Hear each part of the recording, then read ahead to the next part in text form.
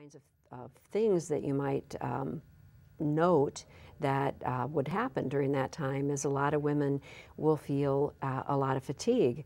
I'm sure that you and Becky talked about fatigue in relation to hormones, particularly progesterone, but that's something that also is complicated by the adrenals and cortisol. We so often gain weight around the middle during this time of life, and low cortisol levels are part of that. They're one of the culprits there, and also make it very difficult to lose weight if your stress hormones are out of balance. Depression can be adrenal fatigue, just many different things, and sometimes it's hard to tease apart what's the adrenal glands and what are the reproductive hormones influencing. Yeah, both of them. Yeah. You have quite of a little list there that you go through to try and help people resolve a lot of their issues. Well, yeah, I mean, that's what we do at the center is I spend every day talking to women about what's going on and why. I think it's really important that we understand how our bodies function, why things are changing, and what we can do about it to make that better.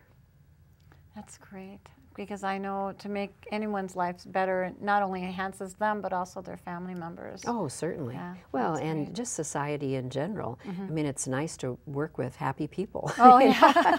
And if you work in an office that's all midlife women, it's nice if they're all doing well as they're going through the hormonal shifts. Right, and a good quality of life for them, too.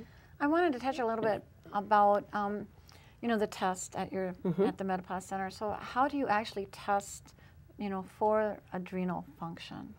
Well, when we talk to women when they come into the clinic, if that seems appropriate, and as you might guess, it's appropriate for a lot of women, then we do suggest the testing, and it's done by a saliva test.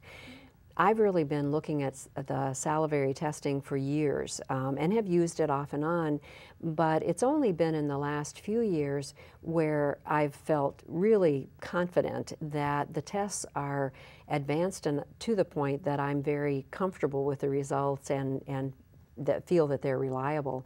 There also now is a lot of good science and research showing that for some testing, the saliva tests are really much more accurate than blood tests. If you're, you know, when you're thinking about hormones and doing blood testing, it's like, I often say to women that it's like shooting at a moving target because our hormones change so often, even over the day. If you do them in the morning and at night, you'll get different results. And that's true even for quite a while post-menopause. Women often think that, well, once the periods are gone, then their levels are stable, and that's not true at all. It takes a long time for our ovaries to completely slow down and for hormones to stabilize. So what happens with both reproductive hormones and the adrenal hormones is they're absorbed into our fat tissue. And so there is a stable presence there over a period of time, and that's reflected in the saliva. So if you do saliva testing, that's what you get, is a much better reflection of what's in our body. The test itself, depending on which one you're doing, because there are a few different things that you can do, but basically the adrenal test is done at 4 times over the day, because your normal pattern with adrenals is that the cortisol is higher in the morning, so you can get up, have energy, be ready for the day. Because you're well rested. Exactly. And then it comes down gradually over the day, is at its lowest point at night, so that you can go to sleep and get a good night's sleep. Right. So you do the test first thing in the morning, at noon, at 4 to 5 in the afternoon, and then again at bedtime. And you actually fill, there's a little vial, and you have to fill it 3/4 full of saliva, which isn't always easy. That can be hard, especially the first specimen in the morning. But you can, we got a hint from the lab the other day that you can put a drop of lemon on your tongue, and that won't mess up the test, and it will help to get the saliva running. and then the patient just mails that directly to the lab, and the lab sends the results to our office. The patient comes back in, usually takes about 2 weeks, and they come back in, and then we have not only the actual number results, but also the graph that shows very clearly where their levels are and can help us to look at it and see. I saw a patient this morning has been having a terrible time with sleep. Well, her cortisol level at night is above normal. And so that's going to mean that she's going to have a hard time going to sleep.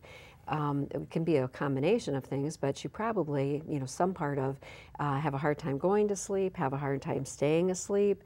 If she is asleep, she may sleep very restlessly. So problems that we might just say, well, I think your progesterone is too low. Sometimes when there's stress involved, it can also be the cortisol is a problem as well. Right, and that helps you right there. You know exactly what's going on with her, what time. Right. And then you can prescribe what she needs. You can be much more exact. For years, I've been doing this for 23 years now, and for years we really have used symptoms much more than anything else, because that is a good guide to what's going on with women, but this really gives us a much more accurate picture, you can and zero much fuller, in. Yes, much fuller information. Right. And this is pretty new technology, and my understanding, I basically heard about it maybe a year ago. Yeah, it's actually been being developed for a long time, but one of the reasons that I'm always a little suspicious when every time I see the tests, it always says new and improved. Well, I want it to get to the point where it's like it's supposed to be, and I would say, yeah, exactly, and maybe it's not perfect, but it sure is pretty close. And we're working with a company that we investigated really well and feel very confident in, and they've been doing the research for a number of years on saliva testing. So, and they have consultants who are always available to us doctors with a lot of experience, that if we have any question, then we do have experts that we can consult with very easily. Right. And what about the doctors, the OBGYNs? Are they turning to the saliva test now too, or they're just not willing to introduce something new? Yeah, I would be very surprised to find out that many OBGYNs are doing it.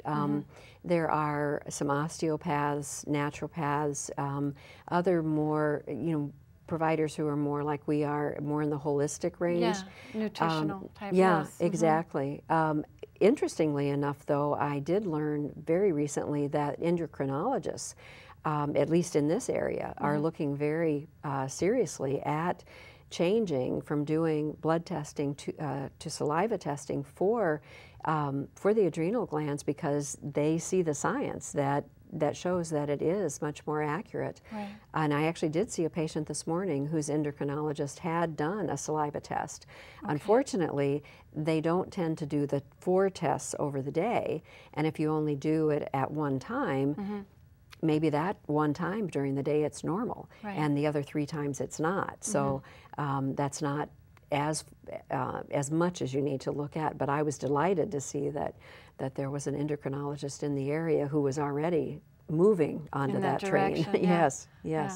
And that's why we want to bring it to our viewers, you know, because it is new, up and coming, and it just seems to be a new trend, something that people are willing to try. Yes. And even suggest to their doctor, I'd like to have a saliva test. Yes. Type of thing. And they're like, oh, we don't do that here in the office. Yes. Okay, well, introduce me to someone who does then. Right, exactly. And that's kind of where I'd like to go. So once you receive the results, then it tells you exactly when you would need to have the exact dosage of progesterone or testosterone or whatever they would need, right? Well, with the, it does give full results on, for example, the hormone test includes all 3 types of estrogen, progesterone, testosterone, and DHEA, and there are some other lesser known hormones that you also can look at, and that helps us very much with more exact prescribing for those.